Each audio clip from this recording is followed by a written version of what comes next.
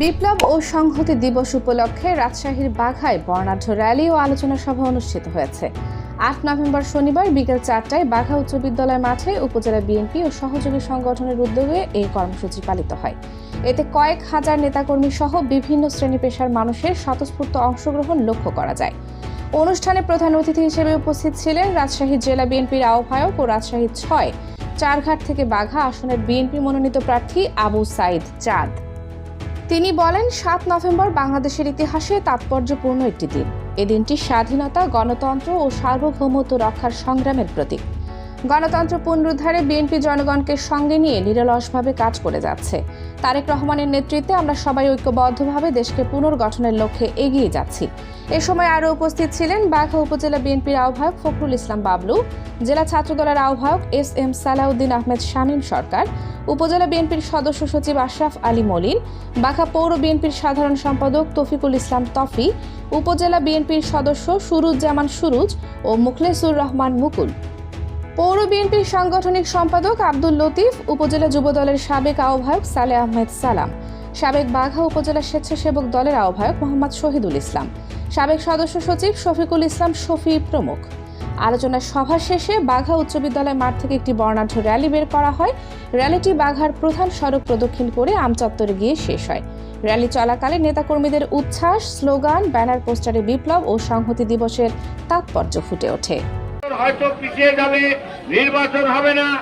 আমি একটা কথা পরিষ্কার ভাবে আপনাদেরকে বলতে চাই, 12 তারিখের মধ্যেই নির্বাচন অনুষ্ঠান হবে ফেব্রুয়ারি।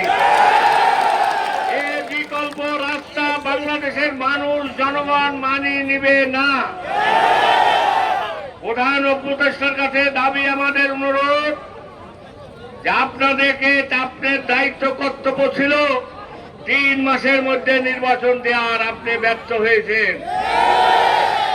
যেহেতু নির্বাচন আপনি 12 তারিখে সম্ভবত ডেট দিচ্ছেন, জনগণ, আমরা দল মহাসচিব আপনাদেরকে ওয়েলকাম জানাইছে, ধন্যবাদ জানাইছে।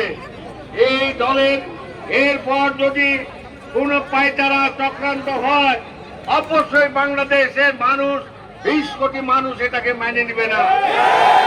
আমরা চাই না এই নির্বাচন করার জন্য।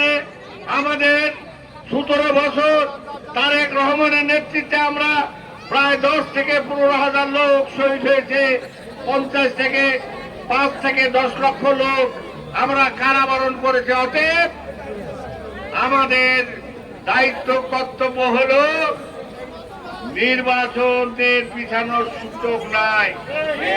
আর যদি মনে করেন চক্রান্ত ষড়যন্ত্র হবে, আপনাদেরকে আহ্বান জানবে, আপনারা প্রস্তুত থাকবেন।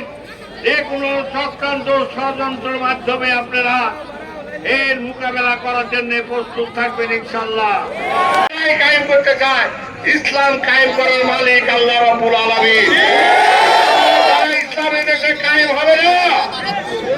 আর আজকে আপনার হেফাজত ইসলামী আমির সাহেব বলছেন, সভাপতি সাহেব বলছেন যে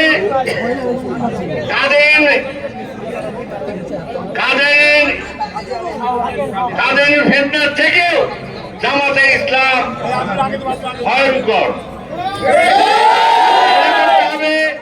আগামী দিন ওদের নেতারা আর এক পীর সাহেব, চরমনের পীর সাহেব বলেছে যে শয়তানের দরকার হবে না, বাংলাদেশে যদি জামাত থাকে তাহলে ইসলাম ধ্বংস হয়ে যাবে। এইসব কথা আমাদের না, তাদের শরীর দলেরই কথা। আমরা বলি এইসব কথা কর্ণপাত করা যাবে না। বেহেশতে দেওয়ার মালিক আল্লাহ।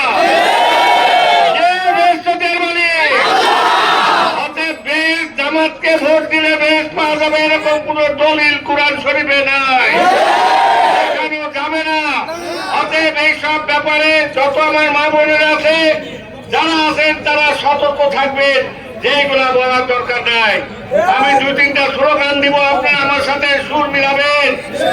আমার আপনার মার্কা কি? ম্যাডাম খালেদা জিয়ার মার্কা কি?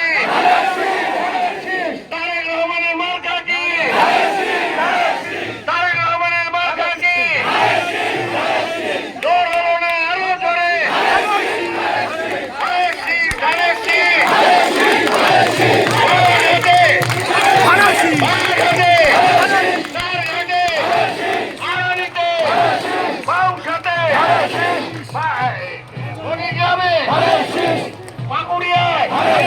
গড়গড়িতে,